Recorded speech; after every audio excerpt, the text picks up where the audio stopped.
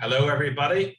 It's me, Johnny Porter, back with you again, and cheers to you all. I'm in the TARDIS now, and keeping myself refreshed. Do you know the Doctor has self-cleaning toilets in there? But yes, with me, as ever, is Neil Stringer, and with us today, our special guest, who's also in the TARDIS, but can you guess which one? It's Ian Lauder, and we'll be talking about Doctor Who Flux. Yes, and now we could say a few things with that. Does anyone give a flux?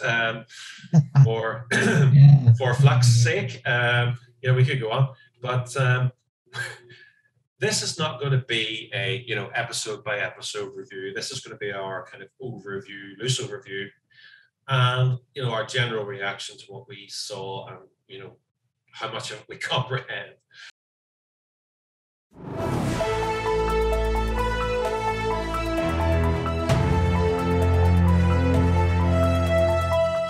An eccentric alien traveling in time, on his started spaceship fighting villains and crime. The Doctor Who reviews, the classic and the new, the hero to the rescue at Schmat.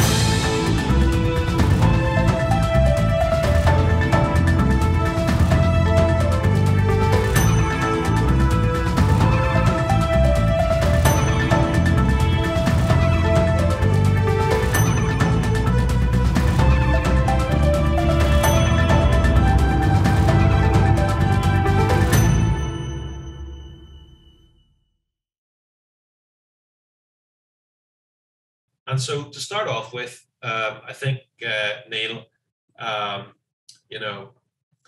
what did you make of this? I mean, what are your thoughts? Just the very initial thoughts when you saw the first episode through to the final episode this week. There's a lot to take in with this. I think it's a great idea. It felt like you're going back to perhaps the classic year of Doctor Who when you had like a 6-part story. In the more serial format, and I believe it born out of the necessity of the current pandemic situation, which is why when you got 6 episodes. I feel like it's one of those, as with a lot of Chibnall's stuff, there's a lot of great ideas, but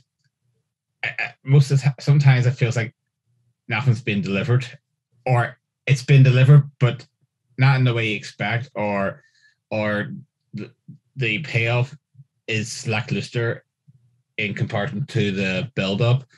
Now, there's a lot of great stuff on there. I would say that it's perhaps one of the most epic Doctor Who stories there has been in a while. It's a major event. A lot of things are going on in this story, and there are high stakes, but there are a lot of times with the pacing of the story and the huge amount of stories and subplots and all kind of sure editors throughout the story, that sometimes I feel like it's not only the flux that was about to destroy the universe, but I felt at times the story itself was in a state of flux, because at times it felt like it wasn't focused. At times, some episodes felt more focused than others. I mean, if you look back at the first episode, it's like little vignettes. We have this here, then we move to this, then we have this here. So, but that seems to be a thing of Chibnall's. There just seems to be this kind of unfocused element to the story, which I think is cool, because I do like more complex stories, and I do like stories having a bit more non-linear element, and I do like in title stories where you build up little threads and you see how they interact. But as I said, I feel like, I guess in a way it was, you feel like you're getting 12 episodes worth of content in 6 episodes, which makes it feel super condensed. And did you find yourself being able to follow what was going on? Or I was able to follow it, but however, I'm gonna watch them again, when I get the Blu-ray release. So I know some people that don't, they dip in and out of the current Doctor Who. I don't think it's classic, but I know someone who's messaged me saying I watched the first couple of episodes of it, and I just had to stop. I just didn't have a clue what was going on. I wouldn't advise this as a story to watch as a first time watching Doctor Who, because I don't think it's a great way to introduce someone to Doctor Who. It's kind of like it's perhaps like some of the stories in the 80s era of Doctor Who, where there's a lot of elements that are great for the fans, but it would have probably made the mainstream audiences feel a bit lost. I mean, this is probably as epic as what the 12th Time Lord was 35 years ago. Even if you're aware of Doctor Who and you tune into this, there's a certain amount you have to know, especially those first couple of episodes where there was a lot of stuff going on. I can understand why maybe some people were a bit bewildered by it. Having said that, it did make it feel more action-packed. Oh, yeah. As I said, I do think the fact that you need to know what's happening, I feel like that's what I'm saying. I think it's more like 80s era Doctor Who, because there is an element of 80s era Doctor Who that is more for the hardcore fans to appreciate than the mainstream audiences to get, because I feel like there's some more, which as a fan of Doctor Who, I like that, but as a mainstream audience, they're probably not as well invested, because there are some ideas that I think are simplified in modern, especially in modern Doctor Who, for that mainstream audience. But also, I do wonder if the story was condensed too much because the COVID-19 restrictions caused it to be reduced to 6 episodes. And Ian, what about you? How did you feel about it? What's your... When I watched the first episode, my feeling hasn't changed since I watched the first episode to the last episode, in that I felt the first episode, there was a lot of setup, a lot of characters, a lot of situations. And the thing running in my head for each week is, we're running out of time to wrap this up. It always felt like, by the time we got to the last episode, they were going to have to do a lot. And in fairness, they did have to do a lot in the last episode. I think I don't know if COVID affected. I mean, I'm sure it did in some way, but I think it could have done maybe with a couple more episodes, at least. I liked moments throughout the different episodes, but for me, it just fell flat. It just. Do you think the final episodes? Are you saying that the final episodes suffered a bit from all that? I think so. I think not completely, but I think there was certainly an element of, right, we have to close this story, we have to close that story. They've left a couple of threads so that they can revisit, certainly. But, I kind of felt like there was a bit of a checklist. I do think that Chibnall poured everything into this, and it's funny, Neil was saying about, maybe it's for the fans, this type of story, and I think that's true to an element, but at the same time, there seems to be an awful lot of fans complaining about it, so I don't know whether it's worked. Well, I would say for the fans, but Doctor Who fans, the one thing I mean, obviously there's different eras of Doctor Who fans, but if you look at some of the stuff that they talk about on the DVDs of Doctor Who, and they've got some clips, and I remember myself at the time, obviously seeing people discussing it on TV and things, there wasn't the internet and that kind of thing, but you did see people interviewed talking about it, giving their opinions on the show.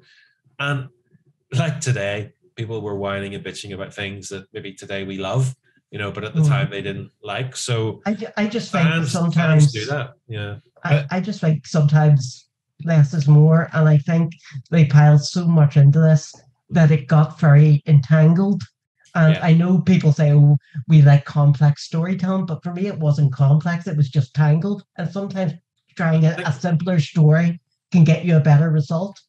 I think that's a very good point. I just want to raise that, or, just to take that on and say, it was complex, but it was more complex than it needed to be, I reckon, in some places. In the fact that, like you say, you felt that Ian, that the final episode suffered because you didn't feel any different from the beginning to the end, whereas some people said that they felt that the finale was, one of those sort of epic episodes that did it justice. It's. Well, I'm really glad of that, because, as you know, I'm not the biggest Doctor Who fan. So It's just interesting. It's interesting to see. I hope that fans did get something out of it, because after all, Doctor Who's one of those shows that the net seems to get a lot of bashing, and I don't think that's right per se. Yeah. But so I'm glad that people did get something out of it. And just on that, when you say epic, I did think the visuals and the CGI in the finale, with the ships and what have you, I thought that was some of the best Doctor Who's done. What did you think, Ian? What did you think of the actual visuals? Just before Ian makes a point, I just wanted to check, because there have been some complaints that maybe because of the pandemic, some of them were not finished well, or a few mistakes in there. But what did you think of them? I don't know. I honestly thought that, especially when you had all the different fleets and the ships, I thought that looked really well. Now, again, I'm not an expert, and maybe someone who works in that industry would go, it wasn't great, but for me, I thought it was pretty good. I agree. I think there was a lot of it that worked well, but there was some of it, you sort of thought, oh, but those sorts of things don't actually really bother me that much, but I thought it was worth pointing out. What did you think? If I watched Doctor Who for the effects, I never would have watched it as a thing, to be honest, so. I know. I've always liked the fact that the modern series has been a continuation of the classic series, and I just like the idea that although the effects have been scaled up, it's kind of it's the same universe of what came before in the last century in the original one of Doctor Who. But I just said, we've gone into more like mini movies now of Doctor Who. I mean, when Doctor Who started, it was more like armchair theater, but now it's more like movies. I don't know, for the BBC, just remember, BBC, although Doctor Who looks more film-like compared to what they did in the original run of Doctor Who, BBC's budget is still small in comparison to American TV shows and films. I mean, obviously, when I say the effects are good, I know it probably doesn't hold up to, say, a Netflix show that gets like 100 million an episode or whatever, obviously, but I think it done the job. It can play like it was epic, it looked epic, and that's what they were going for, and I think that worked. I mean, the Centauran fleet, looks amazing. What you can do now. I mean, I was rewatching the Time Warrior last week, my rewatch of all Doctor Who episodes, and that was one Centaur and one small craft, and they even referenced the Time Warrior when the Centaurans came back, because they referenced links. No, it's not like a margarine tub and a yogurt pot stuck together painted black, it's or something, it's not. Oh, I get what you mean, yeah. I love the fact that they referenced the Rutons, which is the species that the Centaurs have been in war with for a long time, and we saw the Rutons once in the classic year, so it's always good that they've referenced the Rutons, because that's always been part of their, that's what they've been bred for. We had the whole storyline of with the weeping angels, with the disappearing village, and the all that business, and but there was there was different threads that came through story wise that when we got to the end, didn't sort of pay off.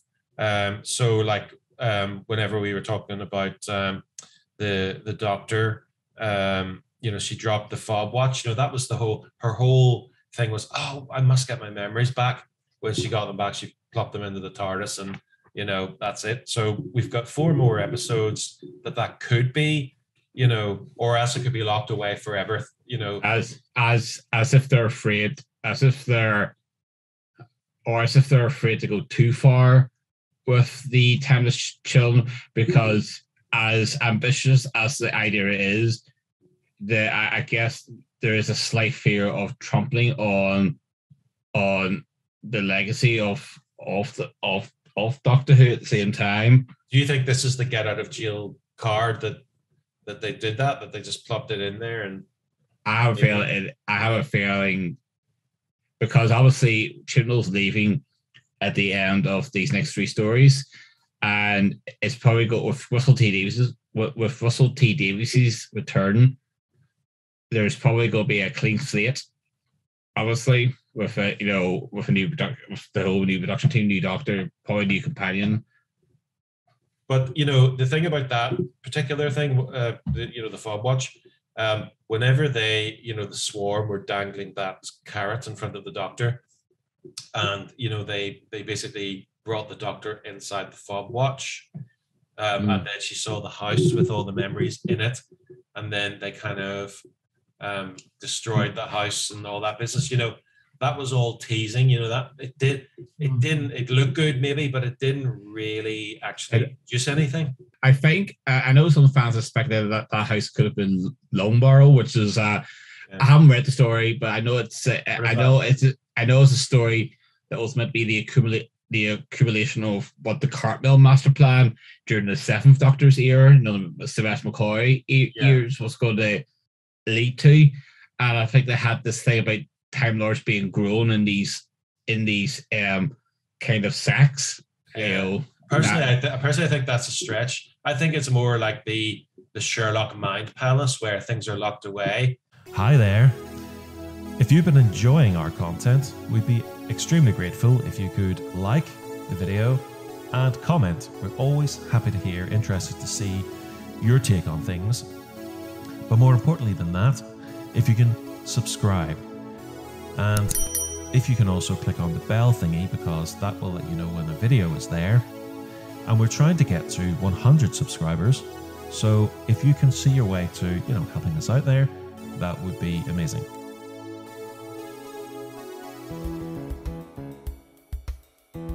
Anyway, back to the video.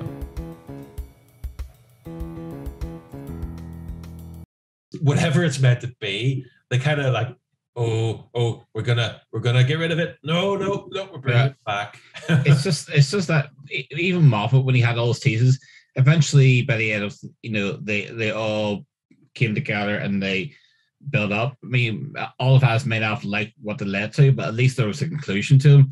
Yeah, as you said there, it does feel like we got a bunch of teases, and it's like we're not going to go too far, because I still feel like they're hinting that the future of Doctor and Division is all pre-Hartnell, but they're at the same time they're tipping on eggshells. They don't want to say too much. I mean, because at one point they were hinting that the Doctors could be the Doctors referenced in the brain of Morbius. I mean, back then though, they were done to say that there is limits to they're not Time Lords aren't immortal.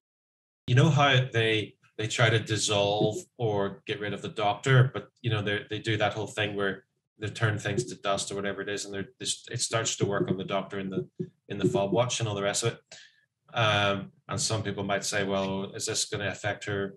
Is this what's going to lead to her regeneration? But the thing about it is, when you have, let's say, a Time Lord, like say you have like Tectoine, or whatever she's called, the mother, they literally just killed her and that was the end of it. There was no regeneration or anything like that. So, I just wonder, is that meant to signify anything? I mean, what did you make of that fob watch dropping into the TARDIS thing, Ian? You see, this was the debate I was having with some of my friends. Would they wrap everything up in episode 6? And my friends generally thought yes, because it was Doctor Who Flux. It was one story. But I do think they're doing it as a way to keep something going. And I do think in some ways, maybe they've written themselves into a hole.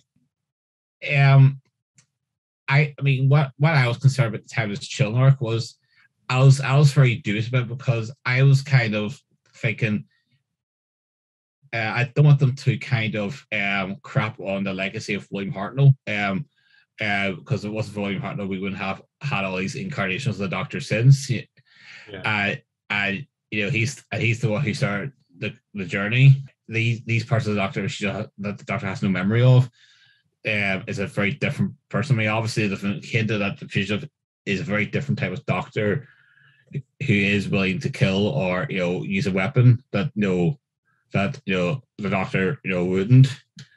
The Timeless Children story, the problem I had with it was too vast. There was too many avenues for it in terms of the actual Doctor Who story. You know, there was too many possibilities.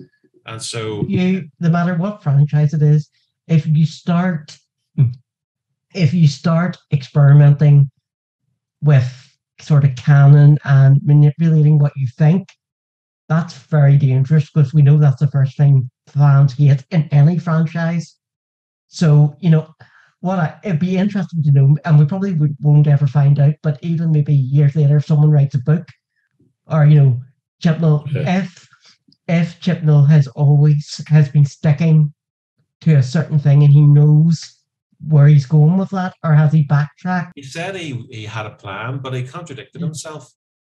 Well, He contradicted himself because, you see, Doctor Who is not really meant to be, has always really, apart from a couple of times, stayed clear of the whole multiverse thing.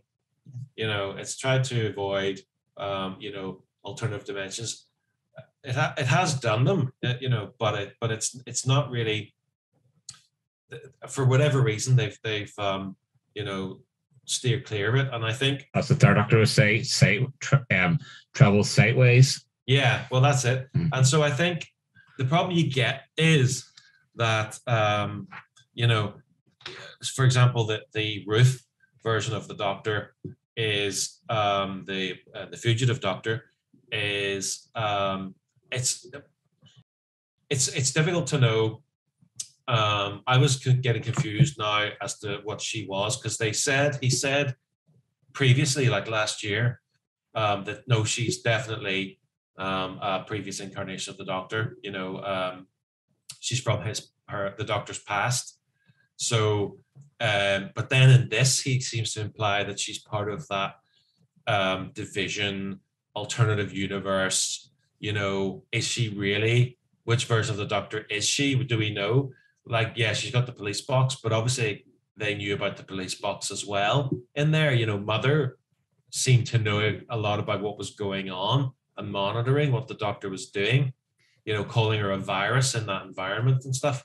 So giving the so-called Fugitive Doctor, you know, a police box and everything, you know, I mean, that all could tie into Mother being Mother, you know. I sound Darren Bates. Sorry to say that. No, but you know what I mean. Yeah, I know what you mean. It seems to be that could. It didn't make that any clearer. In fact, it made more questions come up. Whenever they've always wanted to try to add more mystery to the Doctor. Whenever they get to a point where they've revealed a lot. But when they bring the mystery in about the Doctor, they do it in a way that's palatable to the audience. I think the problem with this children's storyline is it feels the audience that don't like it feel like they're being cheated somehow. You know, that's the difference. It's not quite the same. And also it's super complicated because we didn't know who Brendan was initially, and we didn't know what tied into what, and it was all that and stuff. Casual fans like me, it's, you know, head melting. No, it's not even head melting. It's you know, the fans don't like it. You know, the casual fans like me are just going whatever. You know, because I'm maybe not familiar with all the history of Doctor Who. You know, I'm just thinking, okay, this isn't a big deal, but obviously to the fans, it's a big deal. So, you know, it's not good. It's not good for casual fans, and it doesn't seem to be good for fans. I've been a fan of both Star Trek and Doctor Who, though them being my top two fandoms. Obviously, I have been very vocal about both shows in recent years, given the current directions. But it's amazing, you know, we've had 6 episodes of Flux, and from what I've seen online, and again, I haven't searched, you know, really well, but the only thing that's being talked about is the time of the child.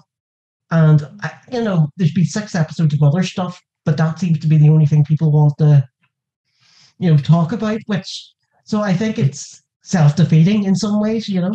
There was a promise, you see, that there would be more revealed. That's why people were thinking, when's this going to be, when's this being resolved? And there was the implication that it would be resolved there, you know, because, you know, he basically dropped that grenade of storyline there, but it exploded in our faces, and you know, we're not getting any follow-up to it. So that's why people were wondering, you know. It's open a can of worms. I mean, you know, and I think the thing is when you make a big game changing scenario, such as a time film, which basically alters what you think you know, you gotta have some way to give some satisfying conclusion to it, because you'll this is a thing that it's not just any random thing. This is an arc this is a thread that's been pulled on that basically shakes the boundaries of what Doctor Who is. You're either going to have to give it a satisfying conclusion, or you're just going to incur the wrath of fans who Let just me ask feel you like, as a fan. Let me ask you as a fan. Is there a conclusion in your head for that would be satisfying? to be perfectly honest, I don't know, because I don't know. It just feels like if you had established what division was and why the doctor's memories were wiped off those pre-Hartnell days, pre first Doctors, then if you were to say that maybe Time Lords wanted to erase all knowledge of the division due to some disastrous thing that they done, and they wanted to erase histories, and the Doctor and they decided to erase history. If you've done it well, I could get through it. I mean, if you go back to the very beginning of Doctor Who, the first Doctor is a bit of a bastard in his first few stories.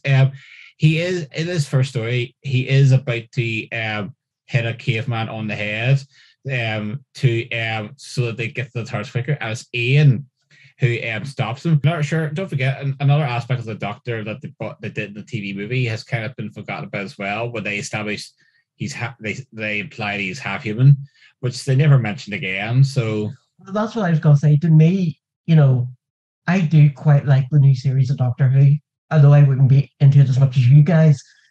What I want desperately is for the mailer to conclude this timeless child thing, or put it in a cupboard and never mention it again, because I do think it's getting to the point where it's holding the show back. Unfortunately, one of the side effects of people wanting William Hartnell's legacy to remain is it gets people into all these little petty arguments.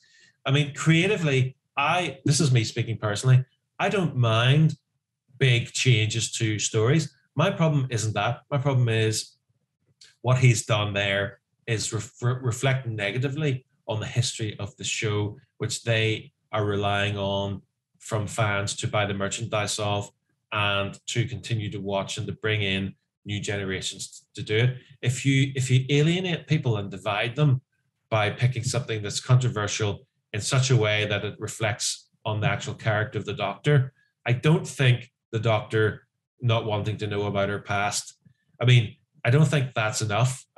The Time Lords themselves have removed memories from the Doctor's mind of his knowledge of time travel, and they restricted him to Earth during the third Doctor's era. So it's not unheard of that he doesn't know things, but this is a step this is a big step further than that. Even if you go back as far as the Timeless Child being plopped into Gallifrey, there's a whole history even before that that we don't know where they came from.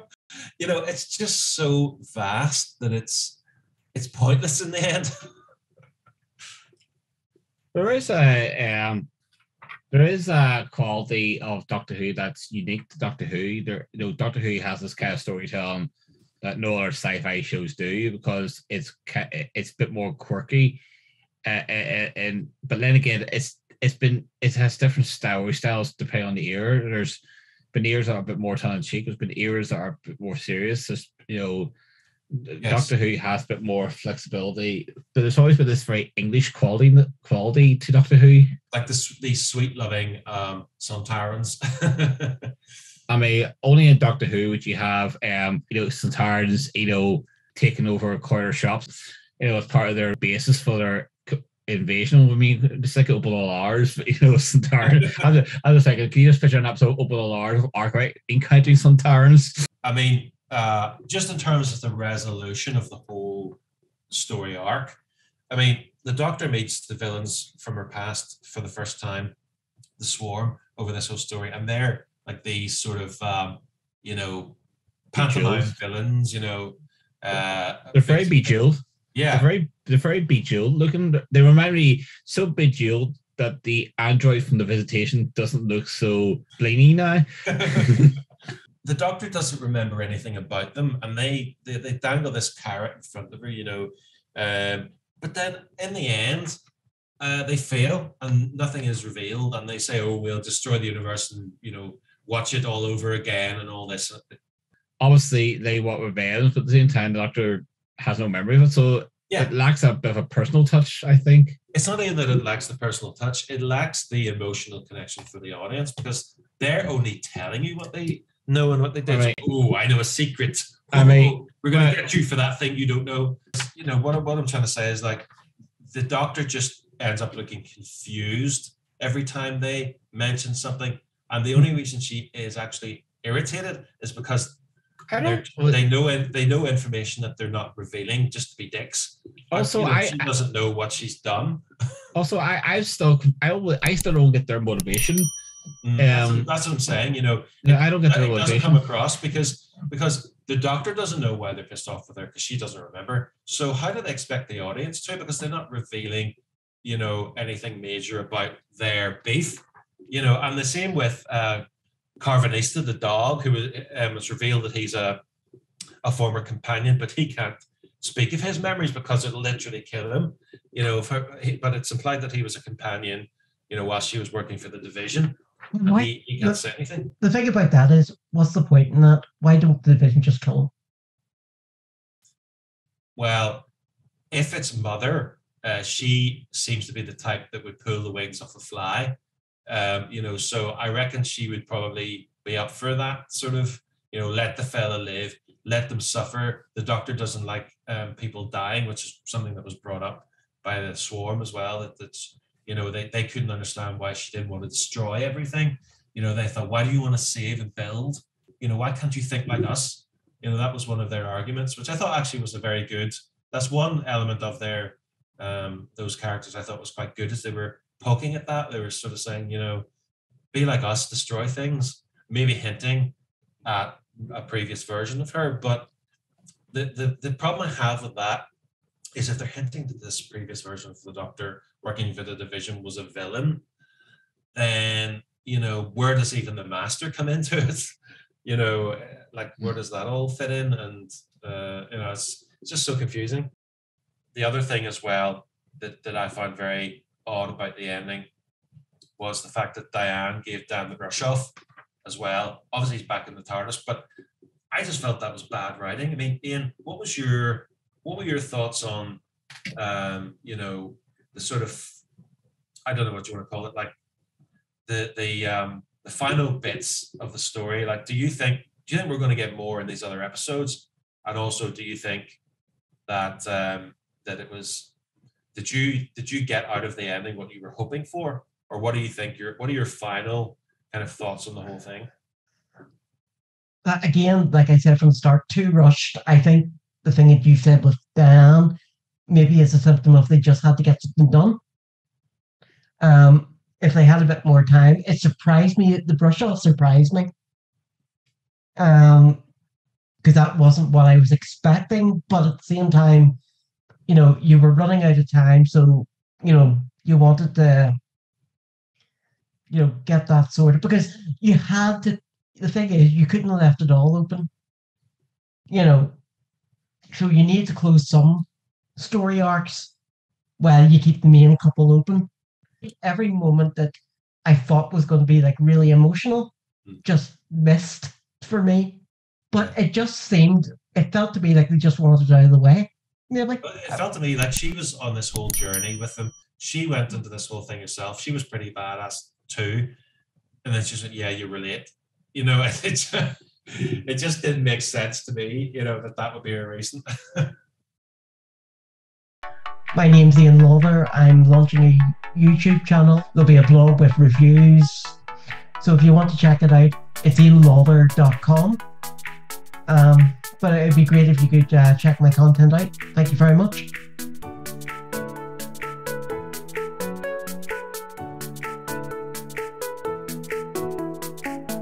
A lot of people are sort of saying, well, certainly the people that I'm speaking to still expect some sort of reset button to happen in one of these specials. Reset in what way? And that, half the galaxy's being sort of wiped out by the flux or whatever, and you've got, there's going to be some sort of reset there. There's a big gun with Doctor Who canon written on it, and they stuff the fob watch inside a ball and pull it, and off it goes. Well, they never. Off comes Russell T Davies. Obviously, there's been fleets wiped out.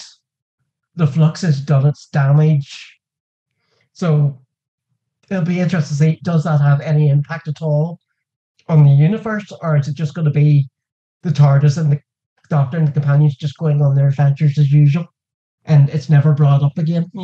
Well, some people have said that perhaps the first couple of specials won't really address the Timeless Child or anything. They'll be a bit more, and then maybe the final will cover, most of the stuff, cover it off. That they'll just. I am so fed up with the Timeless Child. I just want it gone. I know. I think most people are. Even if it's a crap way of ending it, I just want to end it. Let's get back to adventures. It's too heavy. Yeah, it's taken really away. Kindle it's taken away some of the fun aspect of Doctor Who, because Doctor Who, even a madman in a box, madman. Even 80s Doctor Who would have got more complex, had less baggage than what we have now. So, yeah, and to be fair to Chris Chibnall, he's very good at dealing with the classic Who elements, but also, what, and I do think, there were some great moments there, but I just think the problem is that the stories don't, as we've said in some of these episodes before, he promises a lot, but he doesn't always deliver, and he doesn't deliver where it counts sometimes. And I think the Timeless Child storyline, Timeless Children, that could almost be a whole spin-off on its own.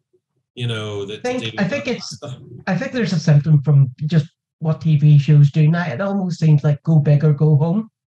Yeah. And that's what he's tried here with the Timeless Child. And I think it's just, for me, it's just too ambitious. Now, maybe I'm doing him a disservice, and maybe he knows exactly how this is all turning out and will be surprised. But to me, it's just, do you really need it? Do you really need to go back to before Hartnell and mess with that?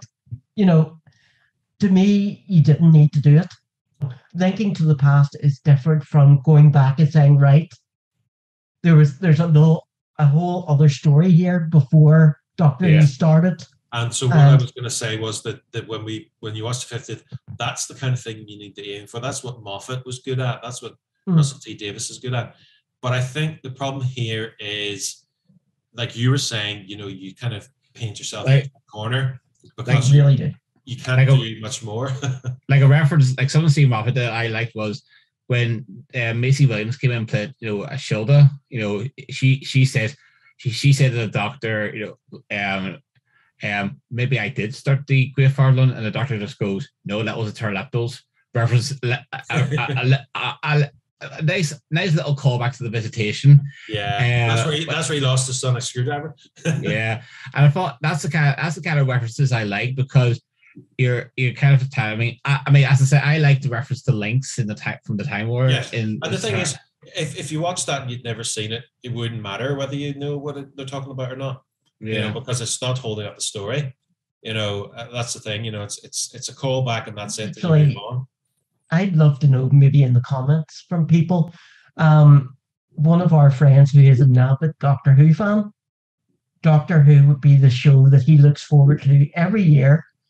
But for the first time since I've known him, and I've known him from, I think, 2008, he didn't watch this series as it aired. He got a couple of weeks behind because he just got a bit fed up.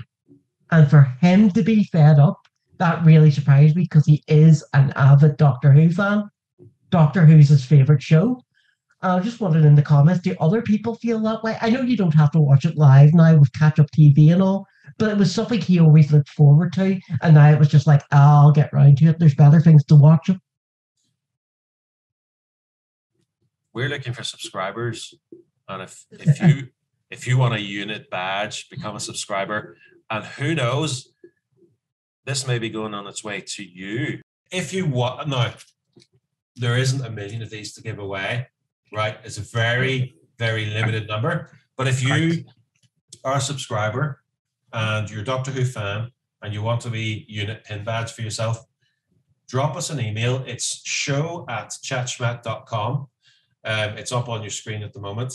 But you have to also say in the comments, give me a badge, right? If you put give me a badge in the comments, I'll go in and I'll pick the first few out of there. So first come, first served. And I will get you to email us as well with your details, and you will get a unit badge. But it's only for this video, limited time, all that jazz. If you watch this video in 10 years' time, where have you been? Also, please come back and tell me what happens. In 10 years' time, will we have the story arc of Doctor Who's resolved, do you think? No.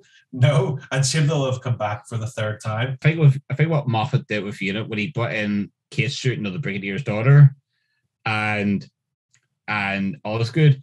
He managed to do with Unit what was missing since the John Pertwee days, and to give a kind of new Unit family, because with during the John Pertwee, you have Sergeant Benton, Joe Grant, and Captain Yates along with the Brigadier. They were like the familiars. He had some familiar faces rather than just name the soldiers. So I thought that was and to see Kate Stewart back at least gets a face of Unit in the way that the Brigadier was in the original Royal Doctor Who. Do you rage about the this is the viewers I'm talking to? Do you rage about the Timeless Child story? Tell us in the comments, because it is a bit divisive, and I'm the sort of person, I don't want to be toxic. I'm opinionated, of course, but I don't want to say you're wrong. If you love the Timeless Child, let us know. I don't know many of those people. In a weird way, I'm actually looking forward to seeing Russell T.D.'s come back and and that's a completely different feeling I had 10 years ago when Russell T Davies left and Moffat came on. So the fact that I'm actually eager to see Russell T Davies come back, it just says what a mindset's changed to. And the other thing as well, to try and sort of conclude, is that they did hint that the Master might be here. Now, I had heard that the Master's TARDIS was spotted, so I was thinking it was going to be in this, and actually it turns out that it wasn't. But you know what's like, but these things, rumors are rife, and social media, even if you don't want to, it comes up. But the thing is, I would be surprised if he doesn't show up. That's all I'm saying. The thing is, don't forget the Master's TARDIS actually is working in a way that the Doctor's isn't. So don't forget, it doesn't have to be stuck in one shape, the Master's TARDIS. Yeah, but I think what I mean is that they saw them filming on location with him getting in or out of whatever this is. So I think we've got 4 episodes to go, so there's definitely a lot more that could happen, but 3 episodes, not 4. Is there only 3? Yeah, it's only 3 more. There's 3 more episodes, so basically we're going to find out more or less on the final one. I think that's when everything will be resolved. Well, I say resolved, it is Chibnall we're talking about here. So it resolved as best as possible, and who knows what's going to happen, but I think what we know so far is that the whole cast are finished. I don't think, I could be wrong, I don't think Yaz is coming back. I certainly know that John Bishop isn't coming back, because that was more or less confirmed. Are the specials filmed then? I think so, yeah. Yeah. She's Jodie Whittaker has said it's a wrap. They said in the documentary it's a wrap. Jodie Whittaker has filmed her part of the regeneration. I don't think who's Taylor has done their part of the regeneration. Speaking of which, it's highly, highly rumored that Helena Bonham Carter, who was a joke suggestion by me a while ago, when I say joke, I mean I would have liked to have seen that, but I didn't think it would ever happen. But then she's working on a show with Russell T Davies at the moment, so it's not as unlikely as it would have been, because if she's working with him at the moment, that can only mean that she's a good fit, and she's a lot older than the Lydia West. Lydia West, that's it. Thank you, Neil. The thing is, she's 28, so yes, but she does. What the thing is, she looks very young. That's because the thing is, she's a year younger than Peter Davison was, and she's about a couple years older than what Matt Smith was. It's kind of Matt Smith kind of almost looks young and old. So there'd be a lot to put over, but that's not to say she can do it. But I honestly think, just me personally, I think Helena Bonham Carter, I'm a fan of her anyway, so I would be, if she would be willing to do that, that would be brilliant. Or what I will ask is that, did either of you guys, could you say when you've watched it that you enjoyed it, that you enjoyed the Doctor Who Flux? Honestly, it wasn't like this terrible experience, but I think I just had too many credits, maybe because I'm a casual viewer. There was just too many questions going through my head from start to finish to really sit down and enjoy. I watched the last 3 episodes again this afternoon, and that actually helped a bit, but I think it was a good try, but ultimately I think it fell flat for me. And that was not a good time for Johnny to freeze. Yeah. You there, Johnny?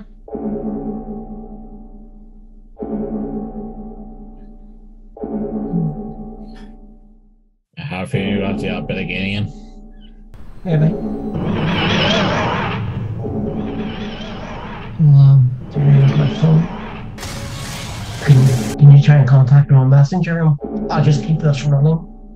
We'll get him back in and. Welcome back. Did you get taken to the try to take you to the death zone again, Johnny? Oh no, Chris Chibnall is he's trying to type the story as it goes along.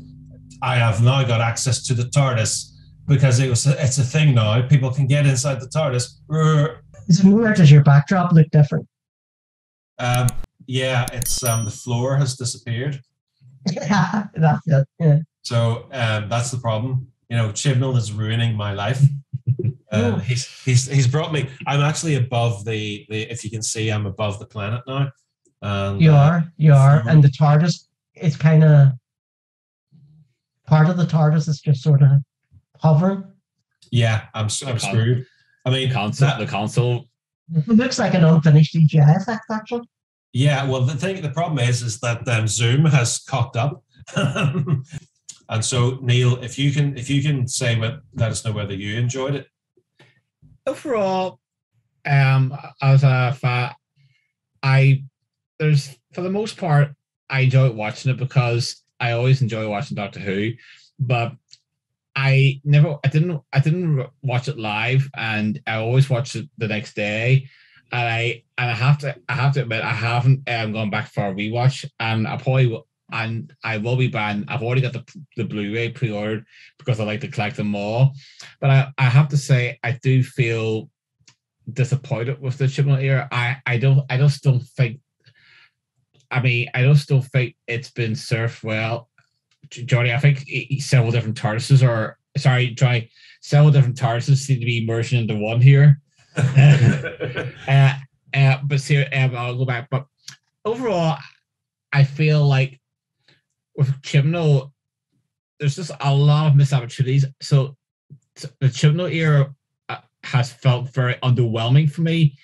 I feel like the Wiz Kid from the Greatest Show in the Galaxy, who says that although it's no longer as good, I'm still a fan. I've enjoyed, seeing the Satarans back and seeing El Sapad.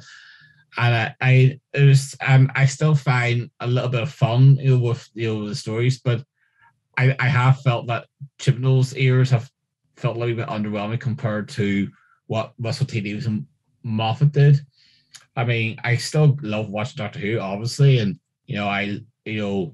I love collecting the box sets, and I can't wait for season 17 this Christmas.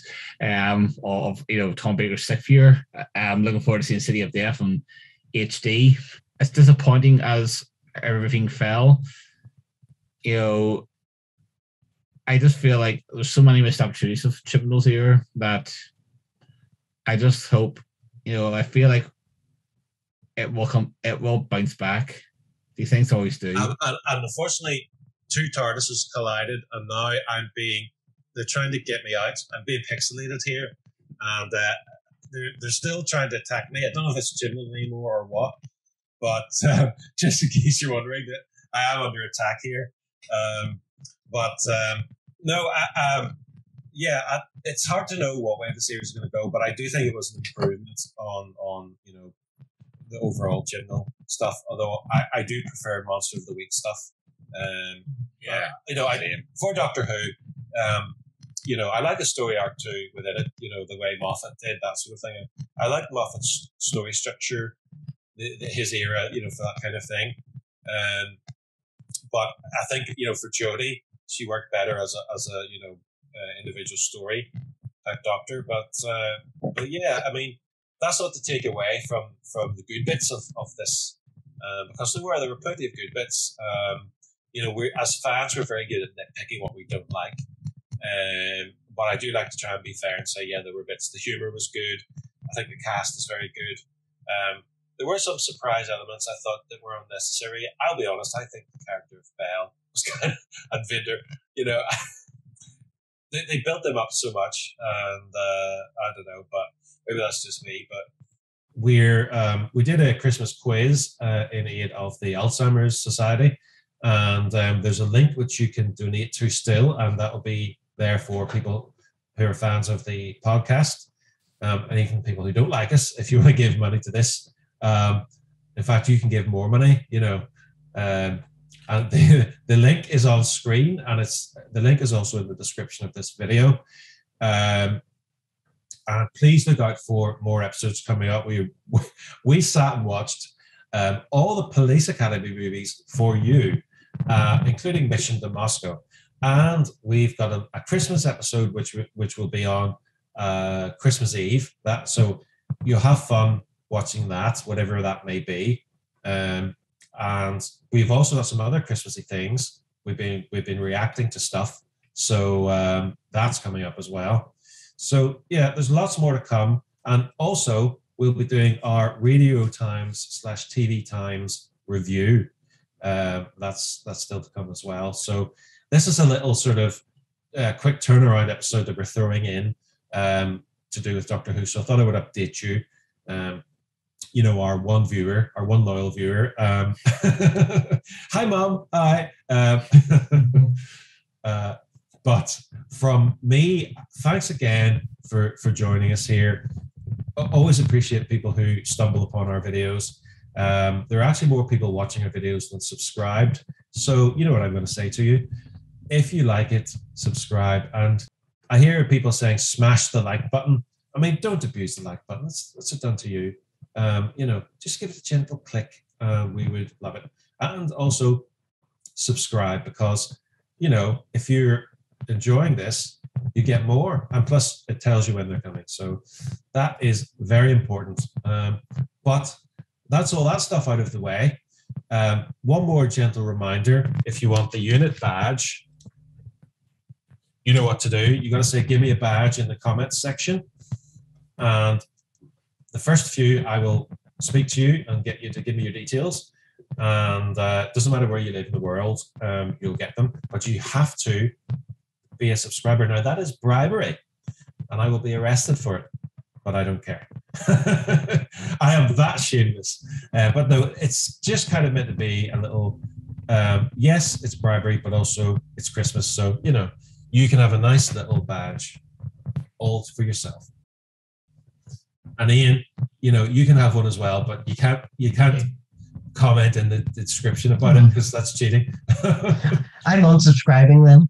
That's it. But that's enough from us, and that's enough from me. So I'm saying goodbye. See you next time. Thanks for having me, folks. Goodbye, guys. Until next time.